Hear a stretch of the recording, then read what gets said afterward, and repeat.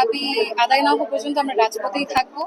আর আমাদের দাবির মধ্যে এটাও উল্লেখ ছিল যে ন্যূনতম কোটা দেওয়া হোক। আমরা এখানে দাবি করি 5% হলেও আমরা এখানে মেনে নিব, কিন্তু এর থেকে বেশি হলে আমরা রাজপথ ছাড়বো না।